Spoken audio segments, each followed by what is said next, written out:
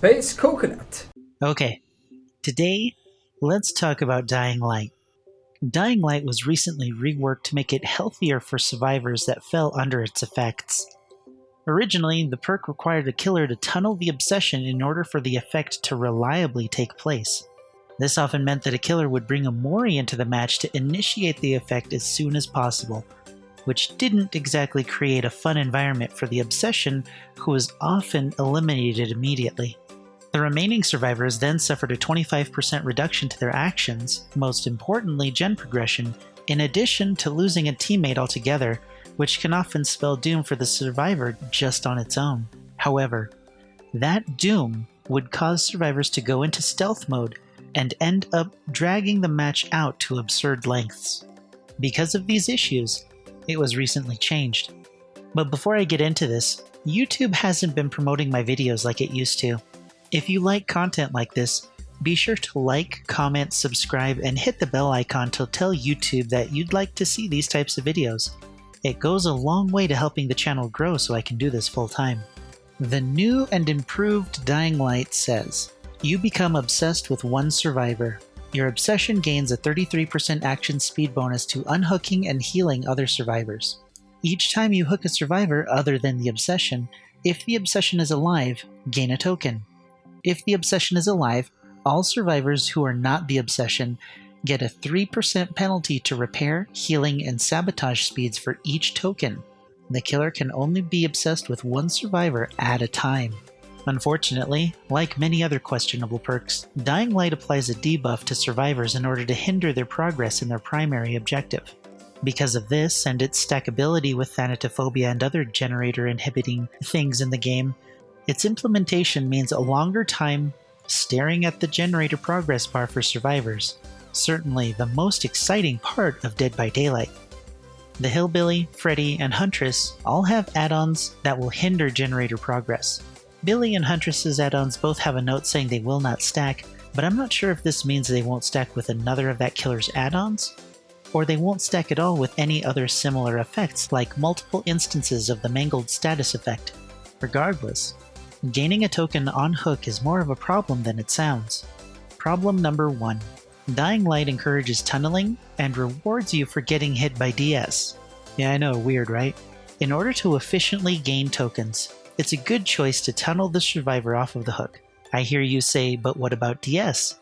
The funny thing is that now DS will actually work in your favor. You hook a non-obsession and gain a token. They get rescued, you down them, you pick them up, and you get hit by Decisive Strike. That survivor who is now your obsession now has one hook, and they've gained you a token. Your old obsession can now be hooked for more tokens. The time you lose from the stun will be mitigated in the endgame by the time you've stacked several tokens. If someone else is using Decisive Strike, then the process is more rewarding since you can tunnel obsession number 2 and get them out of the match and gain 2 more tokens doing so since they've used their Decisive Strike already. You can use Furtive Chase to gain tokens in a similar manner, but the benefits of the perk are outclassed by many others, and it may not be worth its perk slot. And problem number 2 is that it relies on the obsession staying alive. We know how survivors like to DC and let themselves die in the hook if the match isn't going their way. This is going to be especially true when Dying Light begins to replace Ruin in many loadouts. Many matches are going to be ruined due to this, and many survivors will get very tired of their teammates leaving the game early. The DC punishment system that's incoming, and the Husk thing coming along with it, will not solve survivors deliberately dying on hooks to escape the match. Similar perks, like Save the Best for Last, rely on the obsession staying alive. However, the effect of the perk boosts the killer rather than hindering the survivor. No survivor leaves the match because the killer is running Save the Best for Last. The same will not be said about Dying Light, especially since the devs have chosen to tell the obsession that the killer is running Dying Light by giving the obsession a buff as part of the killer's perk. And problem number 3, its effect stacks. As mentioned before, there are a few killers that have this effect built into their kit, but even outside of those killers, there are perks that work very well with Dying Light and has the potential to create a very negative gameplay experience for survivors. Pop Goes the Weasel might be the most reliable perk to pair with Dying Light, Since Dying Light's effect isn't strong until the late game, where you may have already eliminated a survivor, limiting your benefit from Thanatophobia, being able to instantly remove 25% of a gen and apply a stackable 3% debuff to progression synergizes too well to ignore, especially in the late game. Problem number 4? It's from a licensed DLC. This version of Dying Light may replace Ruin as the go-to perk for slowing the game down. Monto's gonna have to change his end screen now. It can't be removed by survivors without handicapping the entire team, and the longer it stays, the stronger it becomes. If killers want to slow the game down enough to matter, they may feel obligated to purchase the shape in order to unlock the perk. This creates a situation where Dying Light may become a pay-to-win perk for matches, just as much as Barbecue and Chili is to get through the grind of Dead by Daylight. This is a problem with many other perks, but it's more apparent with a perk that fixes a core problem of the Dead by Daylight gameplay loop in such a potentially powerful and game-winning way. Problem number 5, it works. From the few times I've used it, it feels as though gens slow to a crawl at 4 tokens when I'm using Pop to go with it. It certainly needs more testing, but so far it works much better than I expected it to. Unfortunately, this is a band-aid fix to the gen problem that plagues Dead by Daylight, and since it works, we may never see a fix to the survivor's objectives or a balance to the speed at which gens can be finished. I can't give it a definitive grade without more testing, but I'm going to tentatively say that Dying Light is a B in effectiveness and a D for its impact on a healthy game experience for survivors. But I guess we'll see for sure in the next few weeks. Let me know what you think of my assessment and whether you agree or disagree. I'm interested in hearing how this perk has been working out for you and against you since its rework. Also, let me know what perk you'd like to see covered in the next perk study.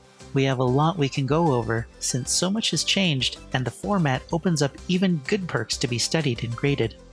I'm not sure what I'll do tomorrow, so it might just be a discussion on the changes to Demogorgon or the player base fluctuation that happened thanks to the Stranger Things DLC and the free weekend that took place from the 17th to the 23rd. But there is something interesting I'd like to share with you really quick. Do you remember that peak of 75,000 players that, people said, oh, it was a free weekend? Yeah, it turns out that that was when the endgame collapse came in. And did you know that recently our recent peak was 47,000? And that was just because of Stranger Things, which was a DLC. Did you know that in August of 2018, we had a peak of 63,000 players? Did you know that was because of the Wraith rework? If we look at the numbers, and I'm going to put everything together in like a nice cohesive little essay, the biggest peaks for Dead by Daylight came when the developers actually focused on core gameplay issues and not just DLC and free weekends. So we may actually have data and a legitimate reason to argue for devs to focus on fixing the flippin' game. So look forward to that thing. In the meantime, I'm going to work on some other stuff. I got to edit this video.